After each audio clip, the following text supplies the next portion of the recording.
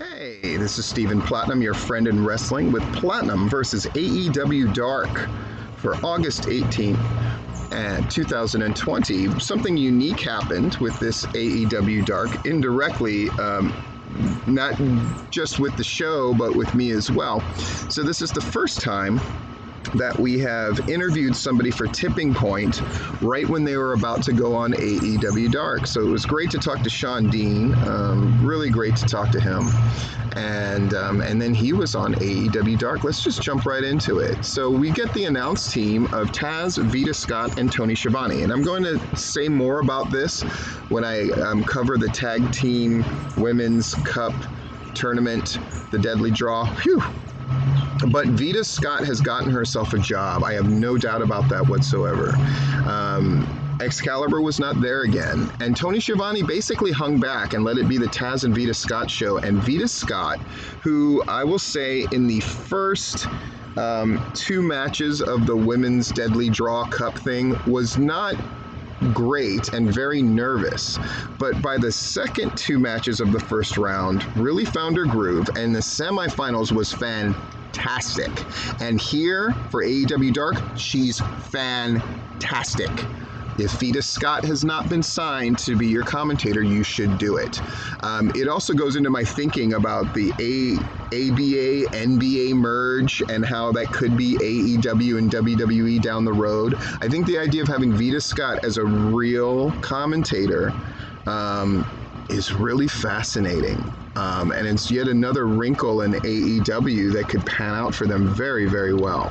But I'm very happy for Vida Scott. I think she does a really great job. She does her research. She's always got one very good, poignant thing to say about all the wrestlers and each one of the matches. So I know I'm going on about that, but she just does a really good job. So match number one. We get the matches that we get promoted to us are, Lance Archer's going to crush two dudes. Alan Angels, hey, number 5 is in the co-main event against Billy, aka Billy Gunn. And our main event is a doozy. It's a freaking 8-man tag thing. So it's Private Party and SCU against the Lucha Brothers and Butcher and Blade. And Lucha Brothers and Butcher and Blade are sort of quietly getting the rep as when the four of us team together, we kick ass. I expect them to win the match, but nonetheless, that's a pretty huge match. So let's get into it. First match is Nakazawa against Kip Sabian with Penelope Ford. Again, Vida just does such a good job of talking about them, talking in particular about Chris Sabin, or not, what am I saying? Kip Sabian, sorry, and Penelope Ford. She talks about them. It's just really good. Nakazawa does the silly stuff. Sabian wins, thank God. The Nakazawa thing, it has run its course. How many checks? Sabian won, that's 1 check. Sabian looked good and found a way to counter the oil wrestling silliness he had to do in the beginning, that's 2 checks. The third check, the Nakazawa thing has run its course. I can't give them the third check because I just don't, and I mean, he's Japanese and his comedy thing is what it is, but I don't think it's helping anybody. I don't think Pineapple Pete having to interact with Nakazawa and being a team with him, I don't think that helped Pineapple Pete at all. It's a joke that's run its course. All right, match number 2, Shawn Dean, yay, and Frank Stone. I asked Shawn Dean about Frank Stone because I wasn't familiar with him, but he put him over quite nicely. East Coast guy, been wrestling for a number of years, Certainly carried himself very well, did Frank Stone. Against Sonny Kiss and Joey Janela, who are getting better and better as a team. They've really found the story, which is, Sonny Kiss is the killer, but Joey Janela is the bulldozer of the team. And it works out well. Shawn Dean, that gear looks sharp. Frank Stone did an amicable job, but again, Shawn Dean excels at this AEW Dark thing. He's really good at it. They find more and more to talk about with Shawn Dean, which I think is also great. And he took the finish incredibly well with taking that top rope elbow and then Sonny Kiss doing that split leg drop, which he had avoided earlier. So they're giving Shawn Dean this thing where he's learning and he's improving every time he comes out and wrestles, which is great. This one, 3 checks, no doubt. Sonny Kiss and Joey Janela went over. Second check, they definitely looked good and did their thing and padded their record appropriately. And the third one, I think Shawn Dean especially excelled and looked good, but Frank Stone made a really good first appearance and first impression, I would imagine, for AEW. Match number 3. By the way, the show was an hour and 40 minutes, jumping Jesus on a pogo stick, and 11 matches. Now, are they going to eventually turn this thing into 2 hours? Holy shit, man. It was a long show. But I do my due, and it was certainly entertaining. So, just letting you know, it was a long show. So, number 3, Will Hobbs, who I see a lot of people talk great about. To me, it's like he does the good job. I just can't imagine them doing anything with him beyond AEW Dark. I just can't see it. He's taking on Shawn Spears. Shawn Spears and he tell a nice little story in the ring. Again, nothing ever wrong with Shawn Spears' work. And he continues to work the thing. Him and Tully work in conjunction very well together. He wins with that running Death Valley driver. I love a little thing that Shawn Spears did, which most people probably didn't notice or maybe even care about, but I liked it, where he was trying to work on Will Hobbs' leg, and at one point he was trying to drag him out of the ring so he could bash his leg into the apron, but he didn't get to do it. Will Hobbs fought out of it. So after Shawn Spears won the match, he did it to him then. You could, I love the story of how dare you deny me anything, I'm going to get it anyway. And then, of course, he pops him with the loaded glove as well to boot. Three check marks on here. Again, the Shawn Spears did enough to make Will Hobbs look good, but the primary thing is let's give Shawn Spears that push, and that certainly happened on every level. Ricky Starks cuts a promo. There's a part of me that wants to not like Ricky Starks because I feel like he is very not generous on AEW Dark with matches in the past, even though I realize the point is to put him over. But I can't deny the guy cuts a really good promo, and he cuts a really good promo here where he's starting mess with Darby Allin. It's awesome. It's good to see Ricky Starks back after taking the freaking skateboard to the back and getting his back ripped up and all that good stuff with the thumbtacks. Fourth match, Hybrid 2 against the Initiative. We're getting back to the old story of the Initiative trying to pick up a win. Not able to do it, but very competitive in their loss. And we got to see Jack Evans hit his big stuff, and Leva with a really great moment of hitting that Hurricane Rana naughty upskirt shot in the process. But it all worked, it all flowed, gave Hybrid their win, keeps Initiative in the mix. I am looking forward to them picking up a win. They're going to have to shit or get off the pot with the Initiative. I think they're going to, at some point, they're going to have to find a tweak, find somebody for them to feud with at the very least if they're not going to give them a win. But yeah, at some point we got to pay off that story, right? And we got to escalate the story, which right now is not happening with the Initiative. So I'm curious to see if they find a way to elevate their story to the point where we really want to see them get that win again, and perhaps it happens on Dynamite, perhaps not, or in the main event of a Dark. That would be cool too. So 3 check marks. This match did exactly what it was supposed to do. Speaking of which, match number 5, Red Velvet against Abaddon. Red Velvet is good looking. Red Velvet can work. Red Velvet has got the tools. How have I never heard of Red Velvet? So impressed. My only not so positive thing to say about this match, Abaddon wrestled exactly the kind of match that needs to happen with Abaddon. Less wrestling stuff and more selling in a way that implies that she's just weathering the storm until she makes her vicious comeback and that kind of thing. All of that worked. I hate the Widow's Peak's finishers for her. She's small. It looks stupid. Stop it. Something where she can just rip into somebody with maybe even that Hurricane Rana driver thing that she was doing isn't the answer either. I'm just saying it's not the Widow's Peak. It's not the Widow's Peak. But 3 check marks all around and a really great debut for Red Velvet. Really stood out to me. Shawn Dean did the best job in defeat as usual when he's on the show. But I would say Red Velvet, fantastic. Boy, boy, boy. Man, now I'm sad she wasn't in the Deadly Draw tournament. But I was glad to see her here in a solo thing, and she did a great job with Abaddon, which we've seen great jobs and not so great jobs. And Red Velvet is one of those that can say, along with Kylan King, that they did a great job. Number 6 match, we got Doc Orta combo of John Silver and Alex Reynolds with Colt Cabana, the Acolyte, or the pledge member of the Dark Order, or the guy that's not quite in the Dark Order. They told a good story here against D3, Fabu, Andre, and Ryzen. I've met Rob Ryzen before, and I like him a lot, and Rob Ryzen definitely gimmick-wise did the best job of any of the enhancement guys. Definitely made that right debut and looked the part and just looked bigger than life and all that stuff. The little story they told was really good about, the Dark Order would do underhanded things kind of behind Colt Cabana's back, and then he would be kind of surprised about the effect. All that came across really well. The wrestling was smooth. Everybody got to have their moments. 3 check marks. Yeah. Another win for the Dark Order. I would predict, this might be reaching a little bit, but this Saturday, when Cody defends against Brody Lee, I'm thinking Brody Lee's winning this thing. I'm going to go out on that limb.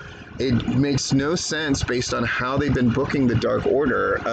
They were basically stripped down to bare wood, and then they've made this comeback and are getting wins across the board. It would feel remiss to have Brody Lee's momentum cut off. Now, I would say if AEW did schmoz finishes or non-finishes, then maybe that's what they were going to do, but they don't. And I don't think they're going to do it here. I think Brody Lee's beating Cody. We shall see, though. We shall see. I'm certainly interested in what's happening on Saturday. And that also means that I don't have to do an AEW Dynamite report right away, which is nice, actually. So 3 check marks for that match. And then we got Ricky Starks versus Lee Johnson. Solid thing. There's not a lot to say about the match. It's really good. Ricky Starks is certainly more giving than he has been for other developmental or enhancement guys in the past. So he has a good little match. Lee Johnson is made to look good. Ricky Starks wins. I like that finisher. I think it's simple, easy peasy. The Rochambeau, they're calling it, which is a little ridiculous, but it's whatever. And he gets the win. And then they have a little bit of story here, which is hilarious, which is Wardlow, MJF's man, coming to the ring and telling Lee Johnson to put on the button. I had said last time that Lee Johnson just wearing the button by itself wasn't that great, like he needed to go bigger, but if they're going to make a story out of he doesn't even want to wear the button, then that's a thing. Okay, I'll go with you. And it's nice to see just little touches like that since Lee Johnson has been in MJF's entourage. It's nice that they're doing something. Again, that's what's great about Dark. Just little things to fill in the details, little things to provide some color. And I'm all for it. I'm all for it. Number 8, Baron Black and Tony Dante versus Santana and Ortiz. It's no secret I am a huge fan of Santana and Ortiz. Vida Scott, who had a great detail in every one of the matches, had her best one here, which is Santana and Ortiz have never wrestled for the AEW tag titles. And just with that alone, she shows that she knows the product. She puts Santana and Ortiz in perspective as guys who are still one of the top tag teams and perhaps deserve a shot. Put that bug in the crowd's ear. I love it. Good job, Vida. Baron Black, who's a guy who's wrestled in Georgia many times, they do a fine job. This match is kind of by the numbers. It's really to put Santana and Ortiz over, but in true Santana and Ortiz style, they make the other team look good as well. So 3 check marks all around. I like this finisher of a power bomb where then they roll him up and then he catches the knee from the other one. I like it. Good stuff. Santana and Ortiz, they get the win. I am big fans of theirs, though. So is there bias there? Perhaps, but Santana and Ortiz are great. Match number 9. Finally, we see Lance Archer wrestling somebody and not just beating people up during a promo. He's taking on John Cruz and Jesse Sorensen. Jesse Sorensen from TNA, and wow. A big, huge deal isn't made of that, but I noticed. So Jesse Sorensen, they're supposed to be in a handicap match, but Jesse Sorensen comes out by himself, sells this, like, where's John Cruz thing. And I go like, huh? And then I go like, I wonder if Lance Archer is beating him up in the back. And Lance Archer comes out carrying John Cruz. And again, is it silly? Maybe a little, but I prefer it to beating up staff members. I'm glad they stopped doing that. I would love to take credit for having have them stop that. But he brings John Cruz in. It is a very good handicap match, if there can be such a thing. The flyaway slap. I mean, Lance Archer looks like an absolute monster. And that finish of him dropping Jesse and then choke slamming John Cruz right on top of him at the same time was, oh my God. And then the hitting that brutal looking blackout on John Cruz. I mean, I love John Cruz's work. Everybody knows this. Then he pins them both with that claw thing, which I find strange, but hey, you do you. And then Jake Roberts teases giving the DDT, which is hysterical, and then doesn't do it in a heel move. God bless you, Jake. 3 checks.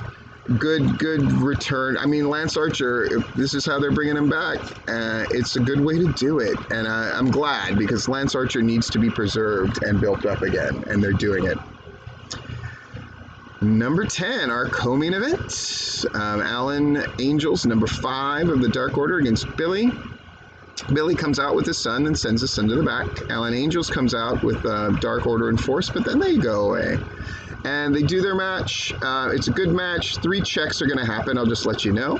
I like that Billy is using the Famouser as the move that the guy that's in a competitive match with him gets to escape.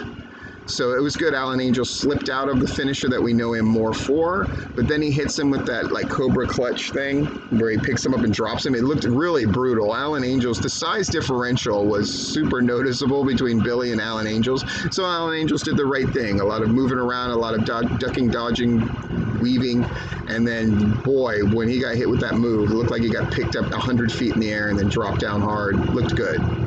And then we had the Dark Order attack Billy. Setting up a thing. This is what AEW Dark does well, is they set up stuff for later. It's nice. So 3 checks for that, and then we go into Private Party and SCU against Lucha Brothers and Butcher and Blade. This is the best I'm going to work backwards. This is the best I've seen that finisher of Butcher and Blade's look, and even though I still don't like it, where Butcher suplexes them onto the sort of shins and knees of Blade. It always looks wonky to me, but maybe it's because it's Frankie Kazarian, who's a total pro. It looked good. Private Party often looks disjointed and messy, but I think being with SCU helped. They were great in limited doses, which worked, and then the Lucha Brothers came in and provided this sort of viciousness to this match. There's not a lot to say about it beyond that. I know it's like, well, can't you say more? No. It's 8 pros doing their thing with Private Party back on the train of looking good again, which is a positive.